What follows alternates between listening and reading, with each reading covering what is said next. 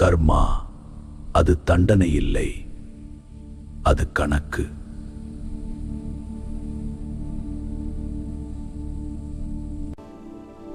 இந்த மரம் உன் வாழ்க்கையின் உண்மையை சொல்கிறது.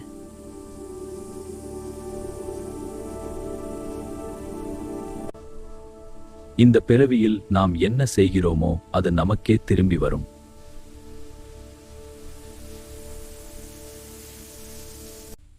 முதல் விதி வாழ்க்கையில் எதுவும் அதுவாக நடப்பதில்லை, நமக்கு தேவையானதேதான் நடக்கும்.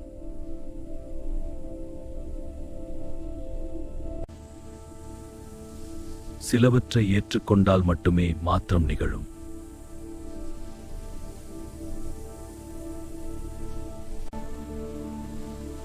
நம்மை நாம் மாற்றிக்கொண்டால் நம்முடைய வாழ்க்கையும் மாறும்.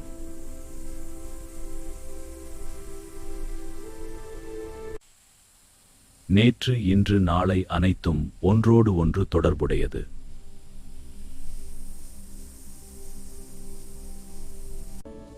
ஒரு சமயத்தில் செய்த செயல்கள் பின்னர் விதியாக திரும்பும்.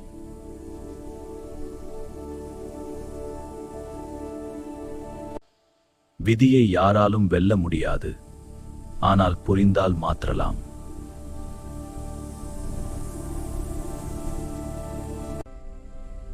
அறிந்தவன் விதியை ஏற்றுக்கொள்கிறான், அறியாதவன் அதனால் அழிகிறான்.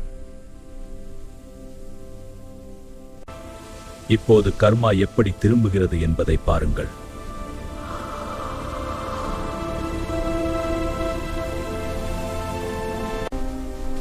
சார், ஒரு சாப்பாடு.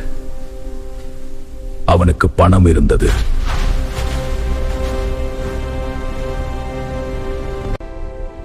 கர்மா மெதுவாக வேலை செய்கிறது, ஆனால் துல்லியமாகத்தான்.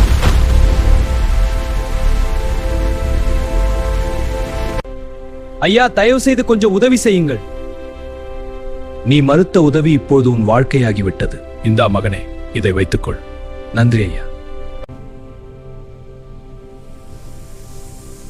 கர்மா மனிதனாக வந்து உன்னை சோதிக்கும் அருள்.